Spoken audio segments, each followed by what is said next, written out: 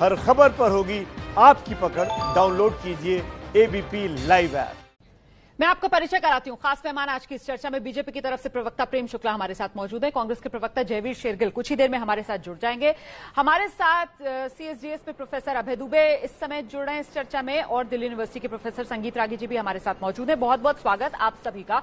मुझे लगता है कि कांग्रेस के मेहमान से मुझे आज अपनी चर्चा की शुरुआत करनी थी, वो अभी है नहीं। ऐसे में प्रेम शुक्ला जी, जो आप पर कांग्रेस की तरफ से आरोप लगाए गए हैं बीजेपी पर कि साहब ये सारा पैसे का खेल, चुनी हुई सरकार को गिराने का खेल बीजेपी रही है, षड्यंत्र सारा आपका रचा हुआ है। उनके पास निकम्मा नेतृत्व है तो राहुल गांधी भी तो आरोप लगा नहीं सकते। राहुल गांधी नकारा है, निकम्मा है, उनका नेतृत्व लोग स्वीकार नहीं रहे हैं, अपने नेताओं को संभाल नहीं पा रहे हैं। आज भी मणिशंकर अय्यर ने इंडियन एक्सप्रेस में एक आर्टिकल लिखा है।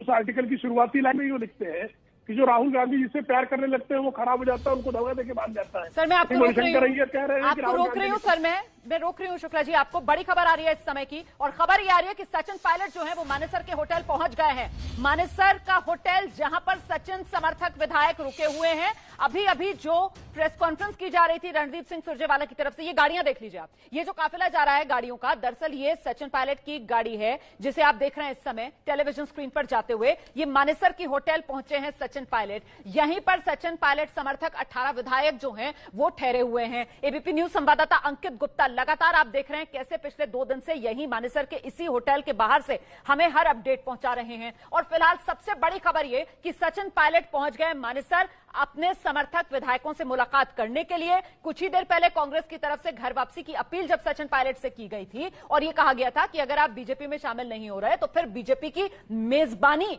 आप क्यों स्वीकार कर रहे हैं, उसे अस्वीकार कीजिए। और यह भी एक बड़ा कारण प्रेम शुक्ला जी की आरोप आप पर लग रहे हैं। बीजेपी देखिए कैसे मेहमान नवाजी में जुटी हुई है सचिन पायलट के। देखिए बीजेपी किसी की मेहमान नवाजी नहीं कर रही। देखिए संकट ये है ना, कांग्रेस जो है अपने घर के अंदर के कोहराम को रोक नहीं पा रही है और भारतीय जनता पार्टी पर आरोप दरारोप लगाते बैठ रही है।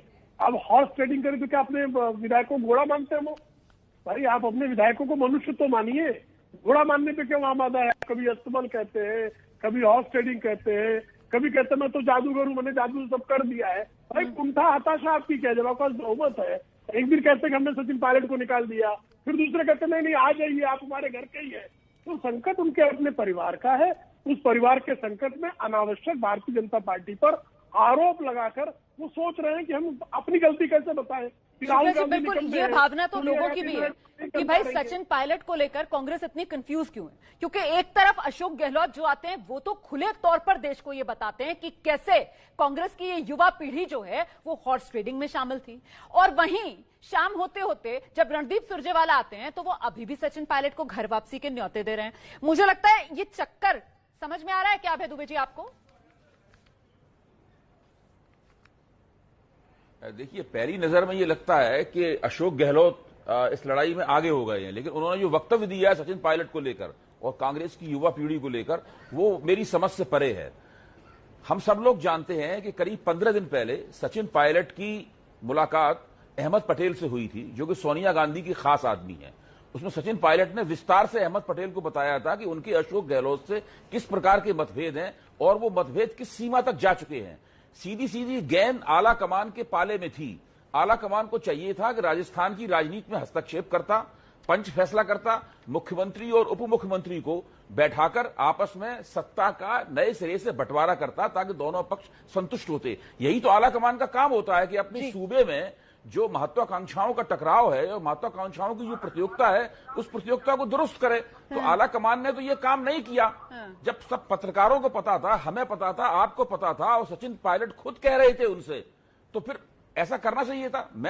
और आला कमान ने ऐसा नहीं किया। आप बड़ी बात कह रहे हैं, मतलब ये तो सीधे सीधे आज जो बयान आया है का परिणाम है अशोक गहलोत का, बिल्कुल वो कांग्रेस का जो आला कमान है, कांग्रेस का जो नेतृत्व है ना, वो उसी को